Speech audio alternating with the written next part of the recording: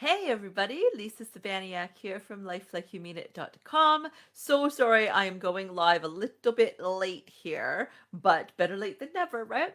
And today I'm continuing on with our Survivor to Warrior self-help series from my book, and we're going to be looking at chapter 6, which is the power of forgiveness. Now,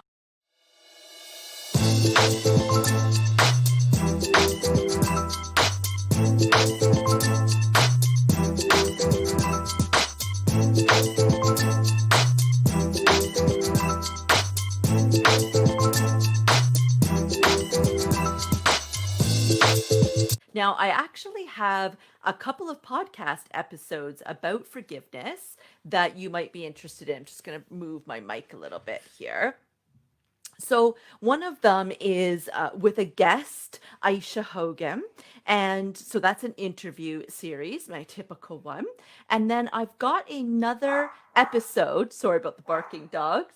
I've got another episode that is coming out this Thursday, actually. So in just 2 days' time, that's part of my spiritual solo series.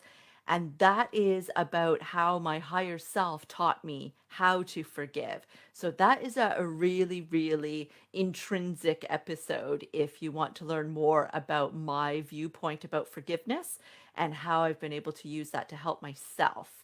And then I also have my next podcast interview series that is going to come out on Monday. So I think that's the 14th, if I'm not mistaken, is with an amazing woman named Mickey Havelock. And Mickey has had an experience with near death.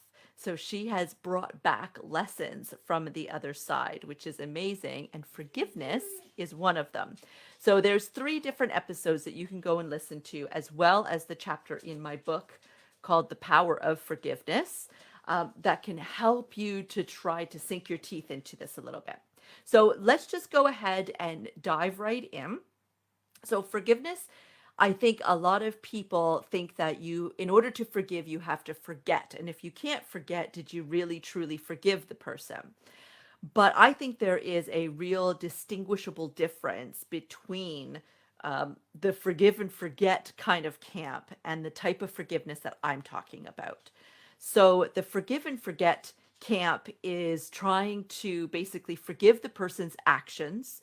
And in some kind of way, it kind of makes the action acceptable, or everybody comes to grips with the fact that the action happened and that they're not going to cast blame for that action or something along those lines, and that that person would still be in their life. Whereas the type of forgiveness that I'm speaking of, and that Aisha has spoken of, and that Mickey will be speaking of, this type of forgiveness is more like a forgive and remove. So forgive them and then walk away from them type of forgiveness. And sometimes you have to apply a little bit of both. I recognize that sometimes the person that you have to forgive is somebody that you are not willing to walk away from. Sometimes the person we're forgiving is ourselves, right? So sometimes we can get a little bit more difficult and complicated than just a simple forget and walk away type of attitude. I get that. But hopefully, as I go through this really briefly, because you do have these other sources of information that you can go ahead and get more of an idea of where I'm coming from this, I will keep this relatively brief. So, forgiveness for me is on a spiritual level. It has to do with my belief about our souls and the soul pact that we make with other souls to help them and be helped by them to learn our life lessons or to overcome an obstacle or to find our purpose or whatever some of the big stuff in our life is. Because I do believe in life after death, I do believe in reincarnation, and I do believe then that our souls have the ability to then decide when we are going to reincarnate, so what timeline we want to be in, who we are going to be birthed to, so our parents and all of our family, and who is going to be the major influencers in our lives. I believe we do make those choices. And they are all geared for helping us to do what it is that we have decided we are going to do when we're here. So, purpose and life lessons. for example. So for me, I know I have found over the years that my life lesson is to learn how to truly love myself and accept myself from within. And my purpose is then to help other people do the same. Now, I can't fulfill my purpose until I can learn my lesson, right? I can't help other people do it if I can't do it myself, right? So those two things go hand in hand, but not everybody's will. And for me, my abuser that did unspeakable things to me for 10 years of my life and in my childhood as well, when you're so innocent and, vulnerable and all of that, um, it's inexcusable what he did. However, his actions did open the door for me to then decide to learn my lesson. Now, I believe that my soul pact with his soul was that he was to teach me that life lesson. And had he had decided to teach me in the positive, then that might have looked like a really loving family, where I was doted on and given everything that I wanted, were at the same time not being spoiled, but you know what I mean, being shown my value and my worth because I could see it reflected in the eyes of everybody around me and all of that. But he didn't choose to do that. He had a life before he met me, and his life influenced him. It influenced who he became, and it influenced his behavior, right? And that's not to cast blame on any of the other people that were in his life, right? And it's not to say that he wasn't in control of what he decided to do. To the contrary, we are all in control of our behavior.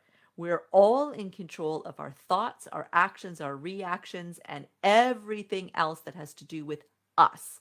In fact, that's the only thing we can control.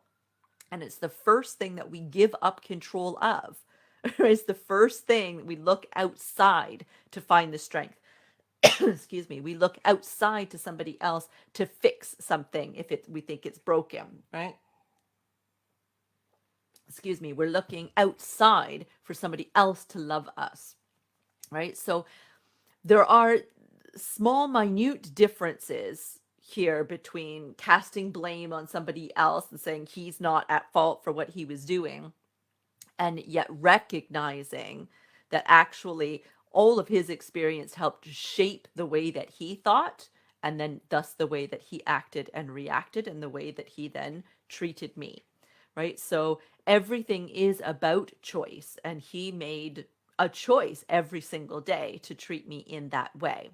And I'm not going to forgive that action ever, because the action is inexcusable. The action of what he actually did, how he spoke to me, how he beat me, how he sexually assaulted me, everything that happened is inexcusable, right? That's unforgivable, the action itself.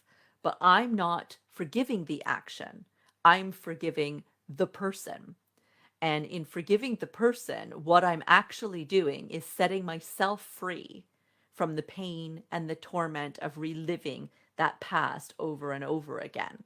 So I'm recognizing my pact, my soul's pact with his soul, that he had an extremely important job, which means my soul must really have a high connection with his soul. And then he had choice. And the choices he made is what set me down on my path. And then I had choice.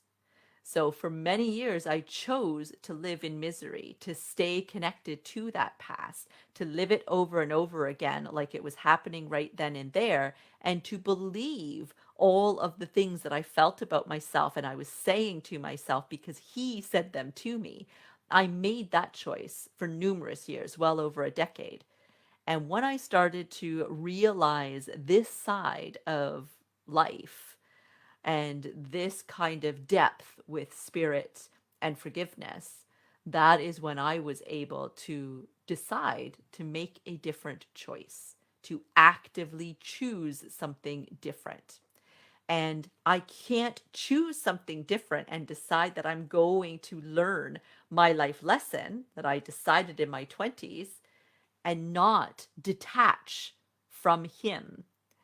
And the way that I detach from him is to forgive And forgiveness for me is letting him go, right? To no longer be attached to the victimization, the anger, the hurt, the pain, none of it.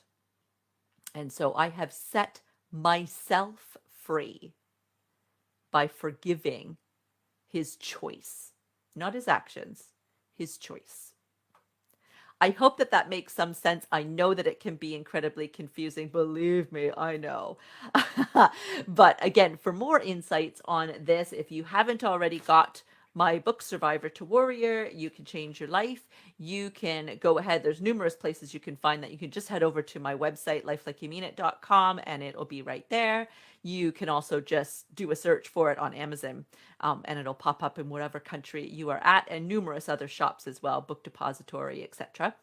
And then those podcasts that I was telling you about. So if you haven't listened to any of the podcasts, then just go over to lifelikeyoumeanit.com/podcast, and you'll see the latest, about 6 to 10 episodes of the latest episodes will be right there on that page that you can choose from. And from there, you can decide to just listen to them straight off the website, or you've got links to all the popular platforms like Stitcher and Spotify and iTunes and all the rest. So you can go ahead and download it from there. And of course, once you've got it on there, you've got access to every episode. But you're looking for Aisha Hogan Forgiveness. You're looking for this coming Thursday's episode that will release first thing in the morning here in UK time. And that episode is called the Spiritual Solo Series. That time, Spirit taught me how to forgive. And then this coming Monday on September 14th, the next episode that will talk about forgiveness is with Mickey Havelock. So you're looking for that one as well. Lessons from the Other Side. Ooh. So I hope that that all helped. Please go ahead and drop me a comment and let me know how you are enjoying these lives and if there's something in particular that I can help you with. Bless.